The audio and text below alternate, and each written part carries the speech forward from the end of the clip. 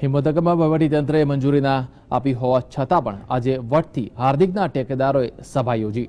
જોકે અનામતને નામે લોકોને લોલીપોપ ખવડાવનાર હાર્દિકે સભાના આયોજકોને લોલીપોપ પકડાવી દેતા પાટીદારો પણ અંદરખાને સમસમી ગયા।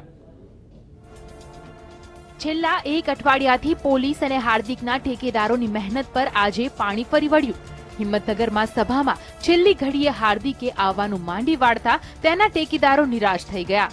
ગઈકાલ રાતથી જ આ હાઈ વોલ્ટેજ ડ્રામા ચાલતો હતો, જેમાં હાર્દિકના ઠેકેદારો શ્રદ્ધાંજલિ સભા ક્યાં યોજશે એ બાબતે પોલીસ અને આઈબી વિભાગ દોડધામ કરતા હતા। ત્યારે સહકારી જીન સમાજવાદી હિંમતપુર અને આકોદરાને બદલે પાટીદારોએ આસરોડા ગામના ગૌચરમાં સભા યોજી। જિલ્લાની તમામ પોલીસને હાર્દિકનું સામયું કરવા બેસાડી રાખી। જોકે હાર્દિક ગેરહાજર રહેતા સભાનો ફિયાસ્કો થયાનું ઘણાને લાગ્યું હતું। હૈશો હૈશો કરીને આવેલા લોકોના ચહેરા પર પણ નિરાશા તો વર્તાતી હતી, પણ હાર્દિકના ટેકેદારોએ કાર્યક્રમ સફળ રહ્યાનો દાવો કર્યો હતો। પ્રોગ્રામ હતો, હાર્દિકભાઈ ભલે ના આવ્યા, પણ અમારે એક મેસેજથી 15 થી 20,000 પાટીદારો જે ભાઈઓ તથા બહેનો ઉમટી પડ્યા, એ જ અમારો આજનો વિજય છે। આટલો પોલીસ બંદોબસ્ત હોવા છતાં પોલીસને થાપ આપીને આટલી સંખ્યામાં પાટીદાર ભાઈઓ અને બહેનો જે હાજર રહ્યા, એ જ અમારો વિજય છે।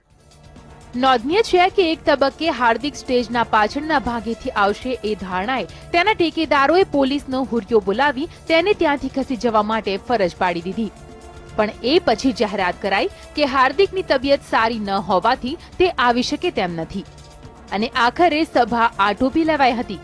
જો કે સભામાં આવેલા પાટીદારો સુરતમાં હાર્દિકે પોલીસને મારી નાખવાના આપેલા નિવેદનથી અંતર જાળવતા પણ નજરે પડ્યા હતા।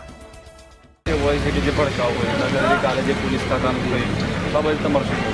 બાબતે એટલું જ કહેવું થાય છે કે એનું પોતાનું મંતવ્ય હોઈ શકે છે, પણ એને જુવાનીમાં આ પ્રકારના એક રોષભેર કદાચ બોલી પણ જવાતું હોય તો એને આપણે સ્વીકારવાનું રહ્યું, અને આપણે એક પાટીદારના નેતાના વિશે કોઈ પણ જાતની આપણી પર્સનલ ટિપ્પણી ન કરીએ, એ આપણી સમાજને પ્રેઝન્ટેશન કરે છે તો આપણે તેના સાથે રહેવું છે।